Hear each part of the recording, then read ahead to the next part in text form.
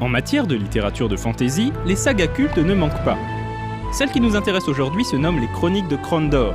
Débutées en 1982 par l'écrivain Raymond Elias Feist, ces chroniques racontent le combat de l'ordre et du chaos dans le monde magique de Mythkemia, à travers l'apprentissage d'un jeune magicien Pug. Cette série de romans a également donné lieu à plusieurs RPG édités par Sierra.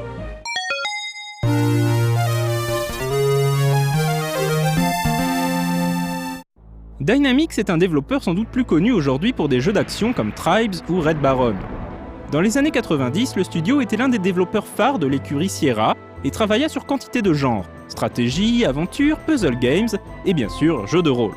Betrayal at Crondor se déroule donc dans le monde de Mythkemia et met en scène de nombreux personnages issus des romans de Feist. Le jeu commence alors que le seigneur Locklear, un chevalier au service du prince Arusa, doit escorter Goras, un elfe noir, jusqu'à la ville de Crondor. Goras a trahi les siens et apporte de terribles nouvelles. Menés par le perfide Delekan, les elfes noirs ourdissent de sombres desseins, et seules les informations détenues par Goras pourront sauver Crondor. Mais encore faut-il que Locklear parvienne à échapper aux assassins lancés aux trousses de l'elfe renégat. Ces assassins semblent obéir à un groupe se faisant appeler les Six. Mais en quoi sont-ils liés au complot qui se trame contre Crondor ?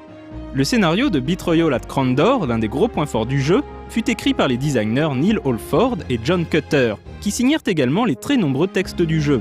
Raymond E. Feist, à l'époque occupé par l'écriture du roman Le Boucanier du Roi, ne participa pas à l'écriture du jeu, mais se déclara très satisfait du travail réalisé par Dynamix pour restituer fidèlement son univers. De plus, Feist fut tellement emballé par l'histoire concoctée par Holford et Cutter qu'il décida de l'adapter en roman par la suite sous le nom Crondor, la trahison. Le roman est dédié aux deux game designers. En dehors de son histoire, Betrayal at Crondor est également un RPG plus que solide.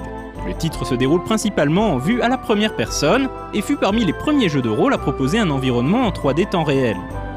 Le jeu fourmille d'idées innovantes, comme la possibilité de suivre automatiquement une route. Les combats quant à eux se déroulent au tour par tour et proposent de nombreuses options tactiques. Une autre grande force du jeu vient de ses puzzles, beaucoup plus complexes et subtils que dans la majorité des RPG de l'époque, où l'on trouvait surtout du porte, monstre, trésor. Le jeu souffre toutefois de petites lourdeurs, comme la dégradation de l'équipement qui oblige à entretenir ses armes et armures de manière un peu trop fréquente et répétitive. Les graphismes des personnages, à base de photos numérisées, ont également pris un petit coup de vieux. Fort de ce succès, Dynamix envisage immédiatement de mettre en chantier une suite à Betrayal at Crondor sous le titre Thief of Dreams. Mais voilà, les ventes de la version disquette du premier jeu se révèlent décevantes, et les patrons de Sierra en déduisent que le genre RPG n'est pas assez porteur. Le projet de suite est donc annulé, au grand désespoir de Neil Holford qui était très fier de son nouveau scénario. Dans la foulée, Dynamix met son équipe de développement de RPG à la porte. Révolté en l'apprenant, Raymond E. Feist décide de ne pas redonner à Sierra les droits sur son univers. Mauvais calcul pour Sierra, la version CD-ROM de Betrayal at Crondor, qui sort quelques mois plus tard, sera quant à elle un énorme hit.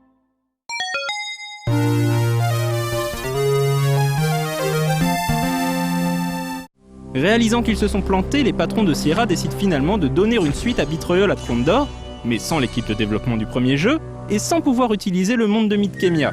Sierra se retrouve donc forcé de faire développer cette suite en interne et de créer son propre univers, Ramar. Ce monde sera donc le théâtre de Betrayal in Antara, la pseudo-suite de Betrayal at Crondor qui sort finalement en 1997. Si l'univers a changé, le gameplay est resté quant à lui très semblable, avec ses phases d'exploration en 3D à la première personne et ses combats au tour par tour à la troisième personne. On retrouve de nombreux puzzles et même l'histoire suit une structure très semblable à celle du jeu original. Elle commence alors qu'un navire appelé le Fair Current est attaqué par des forces maléfiques. Seuls 2 passagers survivent à l'attaque. L'un d'entre eux, Gregor, est toutefois mortellement blessé et a tout juste le temps de dire à son compagnon, William Escobar, qu'un complot menace la vie du prince consort. William est bientôt rejoint par Aren, un jeune fermier qui se découvre pour l'occasion des pouvoirs magiques. Les 2 hommes décident de se rendre à Antara, la capitale impériale, pour prévenir le consort de ce qui se trame.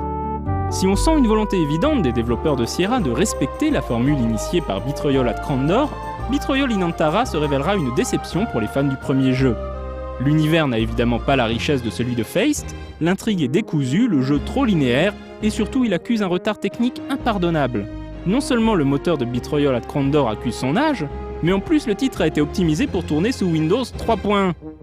Entre-temps, Feist a confié les droits sur son univers à l'éditeur Seventh Level et leur recommande de contacter Neil Holford et John Cutter, les concepteurs du jeu original. Comme le script de Thief of Dreams demeure la propriété de Dynamix, Halford se met au travail en novembre 1994 sur un nouveau scénario qui deviendra Return to Krondor. Ironie du sort, Seventh Level décide de se retirer de l'industrie du jeu vidéo en 1997, et les droits du jeu seront rachetés par Sierra. Le développement sera terminé par Pyrotechnics, un studio formé par les anciens de Seventh Level.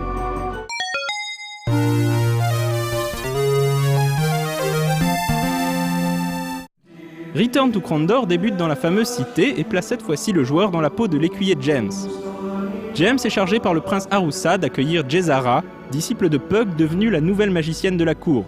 Bientôt rejoint par William, le fils de Pug, les compagnons ne tardent pas à être confrontés à l'ours, un pirate sanguinaire au service du diabolique magicien Sidi.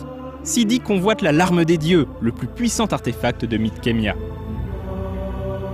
Troquant la 3D temps réel et la vue à la première personne de son prédécesseur pour des décors précalculés et des caméras fixes à la Resident Evil, Return to Krondor reste néanmoins fidèle à de nombreux éléments du gameplay.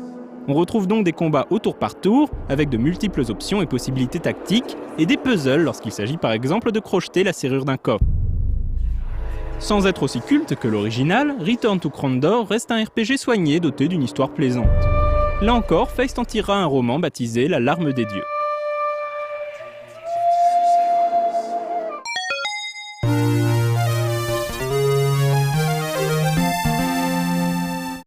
Les deux jeux Krondor sont non seulement d'excellents RPG, mais font également partie des meilleures adaptations de romans en jeux vidéo. Leurs histoires mémorables en font des classiques indémodables du genre.